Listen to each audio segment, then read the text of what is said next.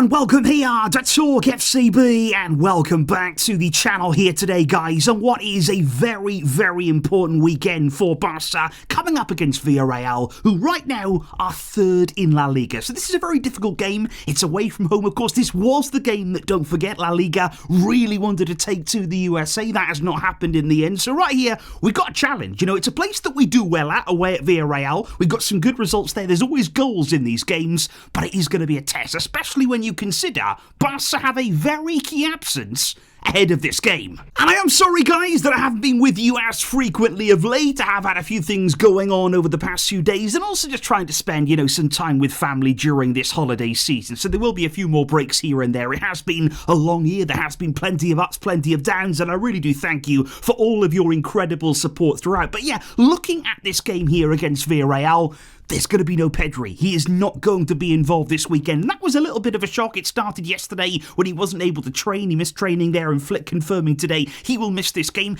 And there is a little bit of concern. You know, it might be the case here whereby he just misses the one game right before the Christmas break, and then he's back straight away for the new year against Espanyol. But the club are a little bit concerned because it appears to be some discomfort in the hamstring area, where Pedri has suffered a few injuries before. So Barca really want to make sure that there's nothing lingering there, that there aren't any further concerns, and no risks will be taken with Pedri. So yeah, we will be missing him on Sunday, and that's a big blow. You know, of all the players in the team that you don't want to lose, Pedri's right up there. Pedri would be pretty much at the top, if we're being honest with you right now. So I think losing him, it does set us back. It does again leave us to rethink things in midfield. Recently we've seen Eric Garcia alongside Pedri. Frankie has dropped to the bench. So there's going to be more changes in that midfield area. An opportunity now for Frankie to probably come back in and stake a claim again for a starting place. So I would say here, big chance for him. This is when we need you to step up, and this is when you need to show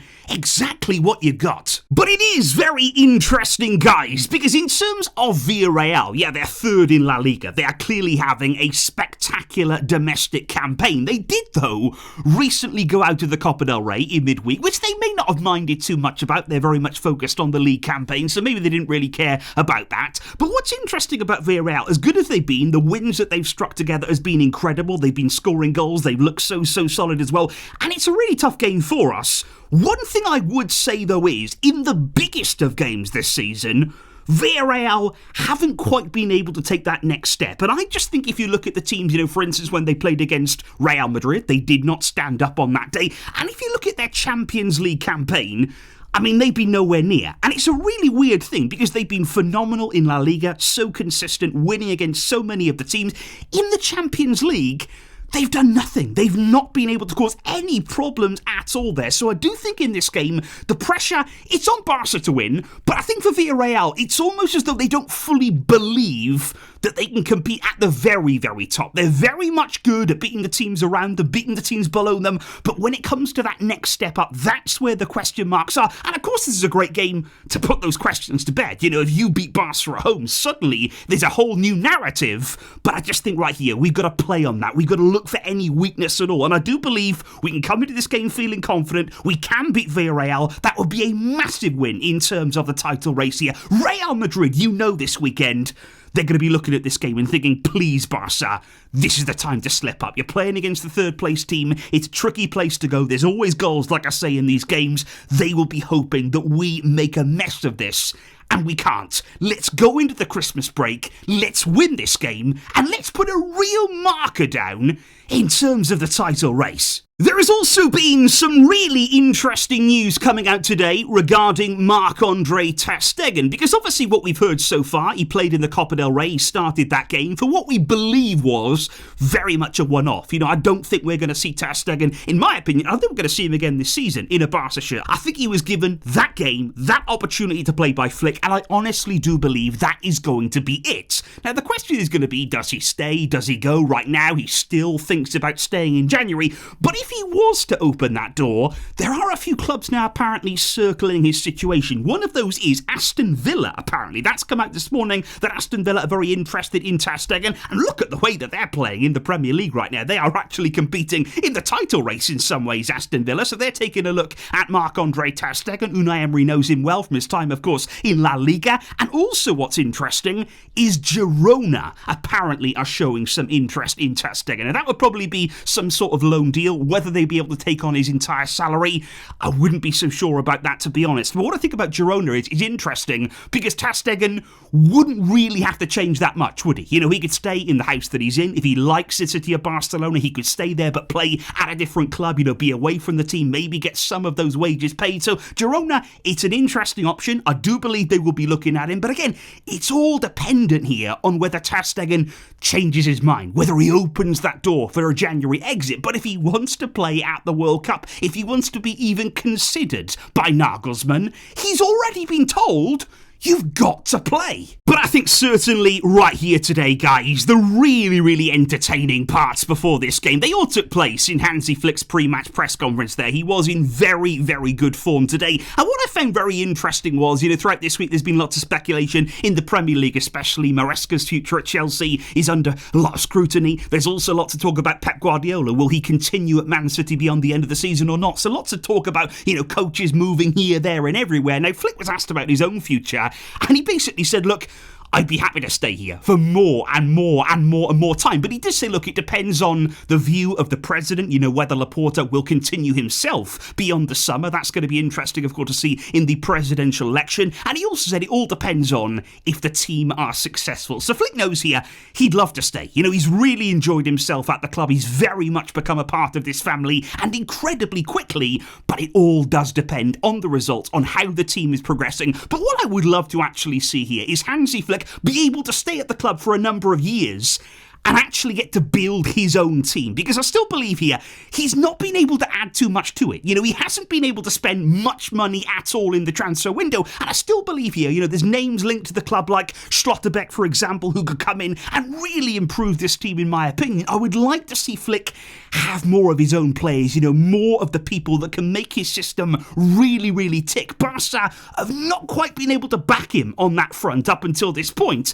But as time goes on, you'd hope that financially we should improve transfer window upon transfer window. But of course, guys, make no mistake about it, the one massive moment from today's press conference, it was all surrounding Raphinha. Now, what was really interesting about this is that Flick fully took it upon himself to talk about this topic. Now, we all know that he has a great relationship with Raphinha, and what you see in the media and on the pitch as well, Raphinha will back Flick up, he will defend Flick, he'll always be looking out for him, and it's the same the other way. Flick really does look to defend Raphinha too. They have a very, very special player-coach relationship. They really, really do. And that was evident today, because I want to show you here what happened when Flick wasn't asked about Raphinha. He wasn't asked about the FIFA World 11, the awards, you know, that go on. They are nonsense. Everybody knows it. And that's why I'm glad today that Flick actually came out and said, look, I'm angry here that you haven't asked me about the FIFA World 11, that you haven't asked me what I think about Raphinha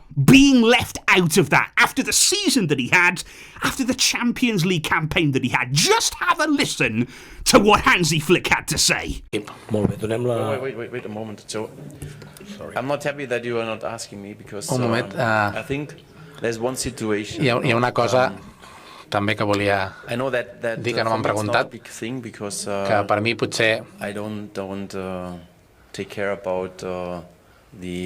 no és una cosa tan gran, perquè de vegades no em preocupo de qui és el millor per al... This FIFA, the best 11 players, this is a joke, really a joke. When I see that there is no Raphinha inside, it's unbelievable. Raphinha was the player who his influence in this team the last season was the greatest, and for me also, you know, in the Champions League, he has, I think, 22 scorer points. I'm not good in statistics, okay, but he has, I think, 22 scorer points, the best in the Champions League.